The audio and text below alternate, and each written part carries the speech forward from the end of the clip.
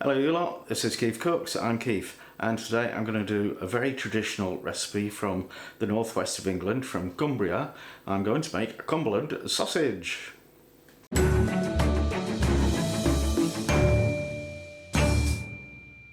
So I got inspired to do this a couple of weeks ago when I had a comment from Organised Pauper telling me that one of my old sausage making recipes had disappeared. So I don't know why, but anyway, I need a sausage making recipe, and Cumberland sausage is one of my favourites. And also it's actually very easy because you don't link it, you just do it in a coil. So if you enjoy this video, give it a like, share, subscribe, etc. And let's get on with making Cumberland sausage.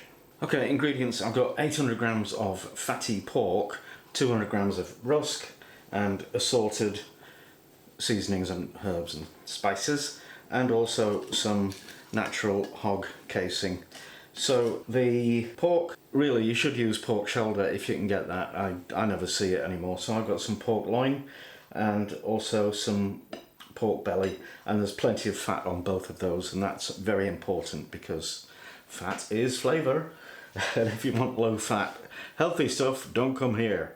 Now the rusk, if you can't buy rusk or make your own, you can use coarse breadcrumbs, but it's actually quite easy to make your own, and here's how you do it. Now we need to mix together 250 grams of plain all-purpose flour, 1 teaspoon of salt, 2.5 teaspoons of baking powder, and then add about 100 ml of water a bit at a time. Be careful not to add too much. Now you want your oven heated to 210 Celsius for a fan oven, convection oven. That's 230 for a standard one. That's gas 8. Okay, now on a floured worktop, tip out the dough and just gently knead it for about 4 or 5 minutes. Not like kneading bread, but just to mix it and make it smooth. Now line a baking sheet with greaseproof paper and sprinkle it generously with flour. Spread out the dough to a couple of centimetres thick, that's just under an inch, and shape it into a rectangle. Now bake it for 10 minutes and then take it out and leave the oven door open and turn down the temperature to 170 for a fan oven, 190 conventional, that's gas 5. So while you're waiting for the temperature to cool down, cut the rusk into inch-wide strips and then arrange them on the baking sheet so the unbaked sides are pointing upwards, and bake for another 10 minutes in the cool oven. And then remove and break them into chunks, and when they're cool, pulse them in the blender till it looks like coarse crumbs.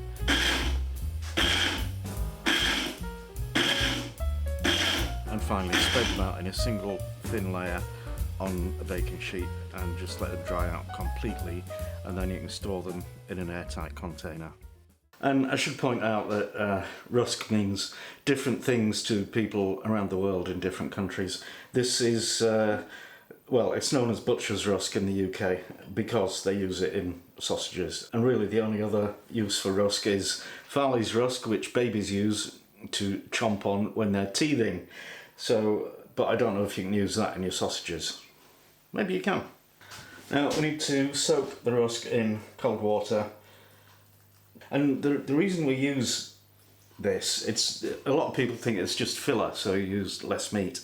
That's not really the case. What happens with rusk or breadcrumbs is, as the fat melts from the meat, it's absorbed into the rusk or the breadcrumbs, and so it's held inside the sausage, and that's what makes them so juicy, as opposed to sausages that don't have that element.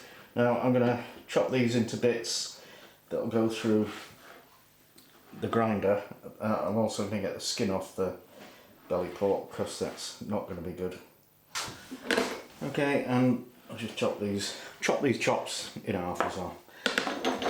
Now the spice mix, this is going to be enough for 1 kilo of meat and rusk. So 3 teaspoons of salt,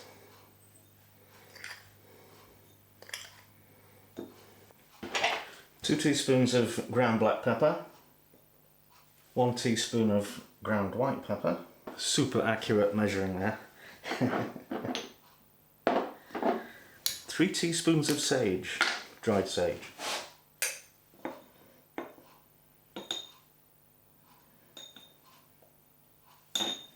half teaspoon of nutmeg, 1/4 teaspoon of mace, and a quarter teaspoon of cayenne pepper. Now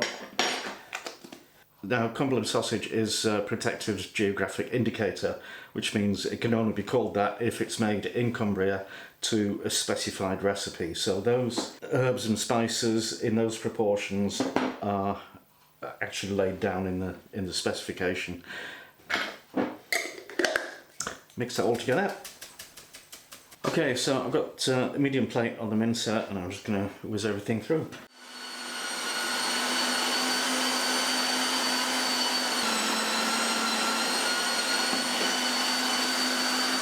Okay, so there's my sausage mix, nice and gooey. Now I need to set this up as a sausage stuffer. So I've got the screw thing in there, and then I always forget how this goes. I just had to look this up on the Kenwood website because it's so long since I made sausages and I've forgotten how to assemble it. Anyway, so this base plate, it's got a notch in it. I mean, this is just on the Kenwood one, but sits over there to stop it whizzing around.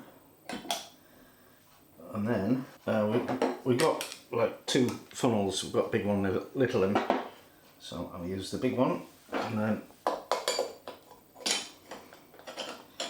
secure it with the locking collar thing. I've had this about 20 years. It's seen some sights, including being in storage in a blazing hot warehouse in Dubai for about 6 months, which is when it turned yellow because of oxidisation. So yeah, apparently you can reverse that with peroxide. I might try that one day, or I might just paint it. Now the sausage skins, it's best to use natural hog casing rather than the artificial collagen ones. So this has been packed in salt and it's new, so it hasn't, you know, it's not stiffened at all. It's quite soft, so it won't need a long soak, but it will need a good rinse to get the salt off. I don't know exactly how much I'll need, but we'll work it out. So I think that much to start with, probably more, but I don't want or need great big lengths because you know it's going to be one length coiled, and you know, one length is going to be half of this. Pop it in cold water and then thread it onto the funnel. Alright, so need to find the end and pop it over the end of the funnel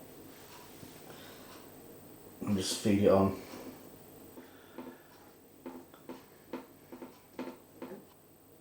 Right, so I'm just going to tie a knot in the end. Pop some mixture in the hopper, grab your pusher and switch it on.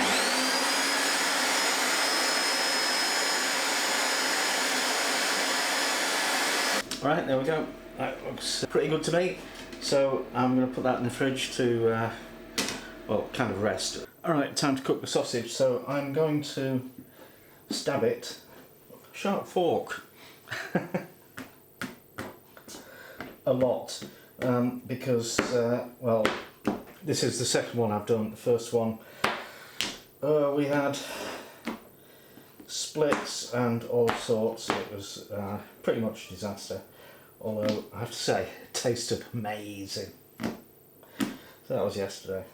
And I did actually overstuff the skins a little bit, so I've tried to squeeze it thinner so that there's a little room for expansion, but you know, I'm not 100% confident. So what I'm going to do is fry them slowly for about 5 minutes on each side, then stick it in the oven. So I'll put the oven on 150 Celsius for a fan oven, 170 conventional, gas on the screen. Okay, I made a pretzel. And we'll finish it off with 10-15 minutes in the oven.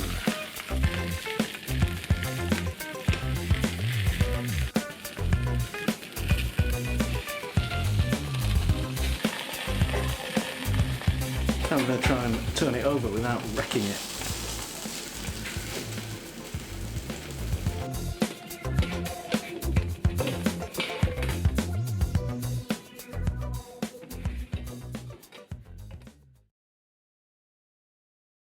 And now it's taster time with Mrs. KeefCooks. Hello. Hello. Hi guys. Oh, food. Oh. Right, it's taste test time. Got a goûter, just a teeny bit. You're kidding, I'm Oh, was that sorry. for you? Oh, right. Oh, so. Oh, yeah. Yeah, guys. Well, tea. It's been a long day. 2 of them. Yeah. Sorry. Yeah. And I'm just about ready to fall over. So I'm glad this is ready. Ooh. So yeah, Keith made it yesterday. And what did you do today so that the sausages wouldn't burst? I kind of spread the filling along the sausage as much as I could, and stabbed the casing a lot and hardly fried it. Mostly There you go. cooked it in the oven. It's worked then, because honestly, yesterday you didn't see any of it. It was delicious. It was remarkably amazing. I mean, I've had Cumberland Sausage before and from Cumbria, and honestly, This is really good. this is better. It's very, it's light. It's not a solid meat sausage. It's a proper Here we go mix. again. It's just so good. What? Mm. Oh right. Exactly. So, And it is juicy. It's you take a bite first of all, and you think, oh, it's a bit like mush, and then you get the juice comes through and all the herbs and spices. yeah. Because yesterday I thought I'd overdone the mustard. And I had some without any mustard, and it was all the flavour coming through. This is really good. If you've got, a grinder, if you can make your own, do try this. Do you think we should maybe say goodbye? Oh, then. Okay. Thank you for watching, and see you next time.